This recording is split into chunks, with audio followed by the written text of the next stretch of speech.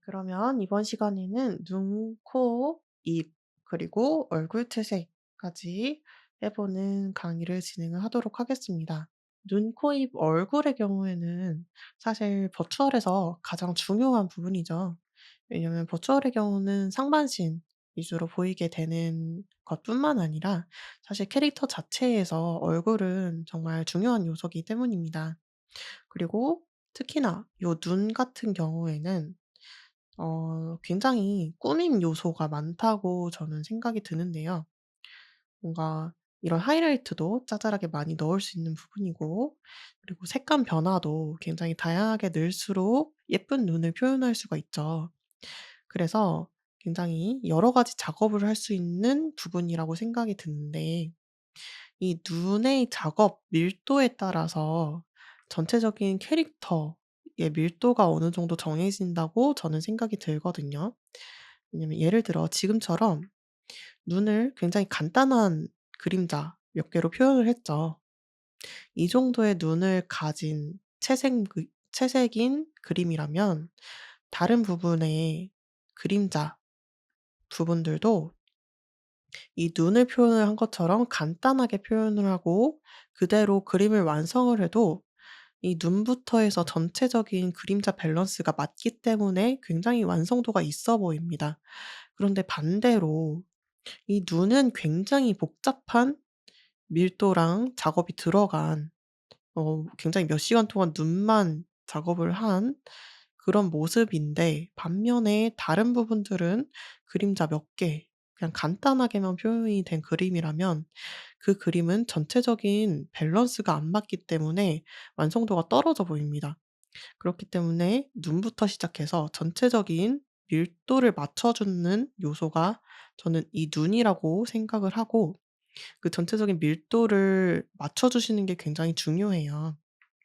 그래서 저는 처음에 항상 눈부터 꼼꼼하게 작업에 들어가고 최대한 예쁠 수 있도록 표현을 해주는 편입니다. 그러면 눈부터 작업을 좀 해봅시다. 그리고 제가 초벌을 했을 때 이 동공을 한번 띄워 넣었어요. 그리고 이런 그림자 레이어도 한번 띄워 놓았죠. 그 이유는 뭐냐면요. 물론 이 동공의 모양 자체를 나중에 변화시킬 수도, 뭔가 작업을 하다가 '아 나는 다시 동그란 동공으로 바꾸고 싶다.'라고 생각이 들 수도 있어서 저는 띄워 놓은 거기도 하지만요. 우리가 나중에 파츠 분리를 하게 될 때도 어 떼고 싶은 그러니까 이 눈 안에서도 움직이고 싶은 부분들이 있을 거잖아요. 그것들을 미리 생각을 하고서 떼어 놓는 겁니다. 그래서 저는 고양이의 경우에는 동공이 얇아졌다가 커졌다가 하기도 하잖아요. 그러면 이 동공 자체에만 모양 변화가 생기기 때문에 요 레이어를 떼어 놓아야 되겠죠. 예를 들어 요거를 떼어 놓았다면 요 동공 레이어를 여기만 봐 주세요. 요런 식으로 키웠다가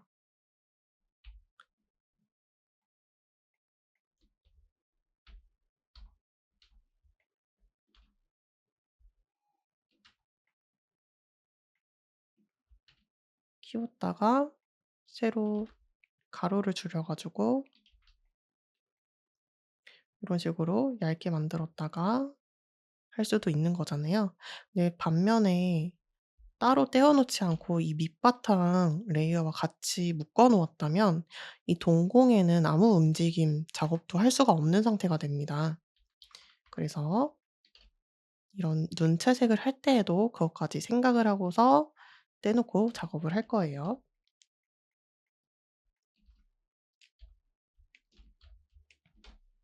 그래서 저는 이 레이어들을 떼놓을 때 이 동공을 한번 떼어 놓을 거고요. 나중에 요 노란 부분에도 하이라이트를 한번 살짝 넣어 줄 거예요. 지금 살짝 보여 드리면 요런 식으로 눈에 광을 한번 넣어 줄 거기 때문에 요 광 레이어도 한번 떼줄 겁니다. 그리고 우리가 맨 위에 작업했던 요 하이라이트들 있죠? 이 하이라이트들도 하나하나 떼줄 거예요.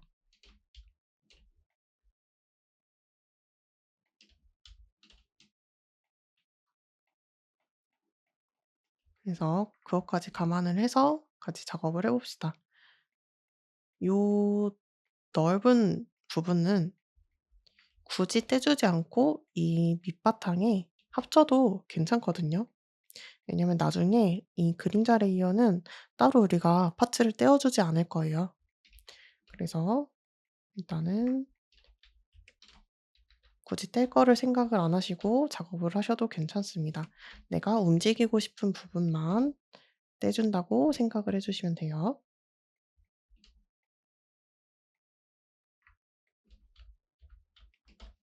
저는 이 모양을 만든 거 안에 이 레이어를 잠궈 놓고 그라데이션을 주면서 채색에 들어가 보겠습니다.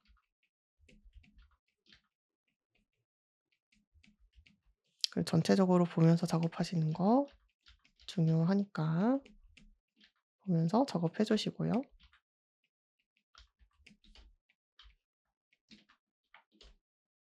그리고 대칭자를 또 복사를 해서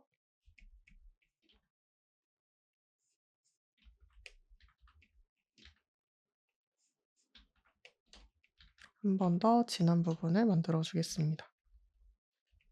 브러쉬도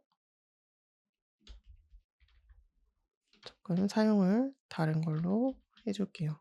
쥐펜 말고.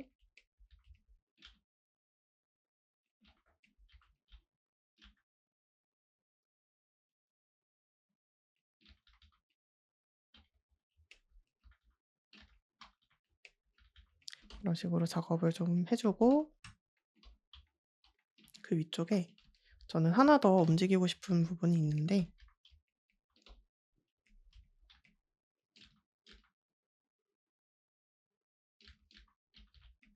눈 안쪽으로 요런 선을 넣어서 표현을 해 주려고 해요. 그리고 이 선도 같이 나중에 레이어를 떼서 조금 이 동공과 같이 움직일 수 있도록 해 주고 싶습니다. 그래서 일단은 떼 놓을게요. 사실은 채색 단계에서는 어느 정도 다 떼 놓고 나중에 파츠 단계에서 그 떼 놓았던 애들을 합칠지 아닐지를 좀 생각을 하시는 게 편하긴 하거든요. 아니라면 나중에 다시 떼야 되는 작업을 해야 되니까요. 그래서 그러려면 중요한 거는 백업이겠죠. 저는 백업을 지금 다시 해 두겠습니다.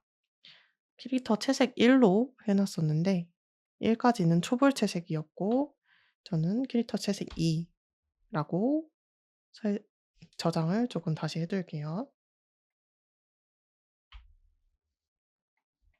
그러고서 작업에 다시 들어갑시다.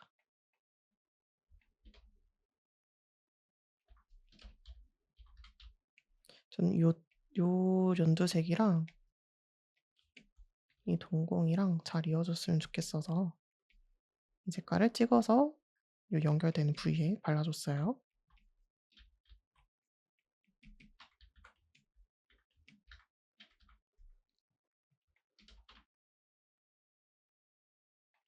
뭐 나중에 바꿔 줄 수도 있겠죠. 여기서 살짝 진하게 나오는 것처럼 뭐 계속 수정을 하면서 작업을 하는 거니까요.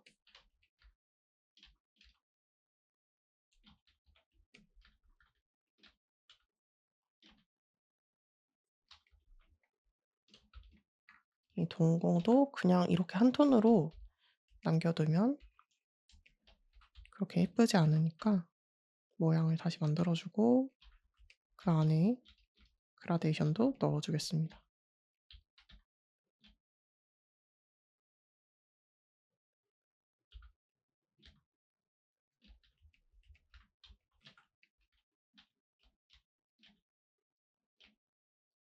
위치도 대칭으로 봤을 때 가장 예쁘도록 조금씩 지어 가면서 조절해 주시면 더 좋고요.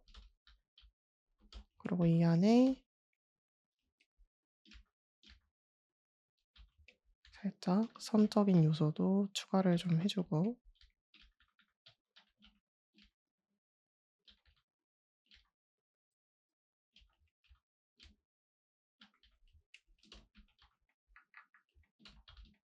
이 밑쪽으로 다시 돌아가 볼게요.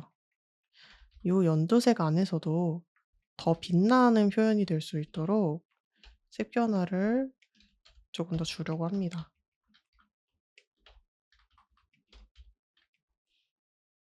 좀 살짝 노란색 느낌을 더 추가를 해 주고 싶어서요. 노랑을 선택을 해서 요 연두색의 경계선에 좀 발라 줘 볼게요.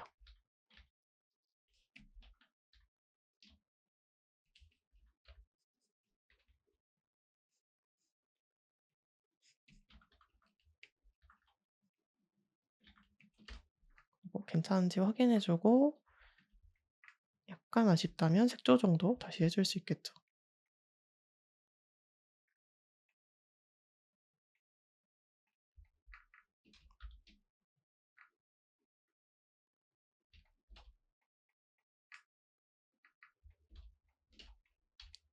느낌이 나쁘진 않은 것 같네요. 그리고 이 안쪽으로도 살짝 밝을 수 있는 밝음을 조금만 더 추가해 볼게요.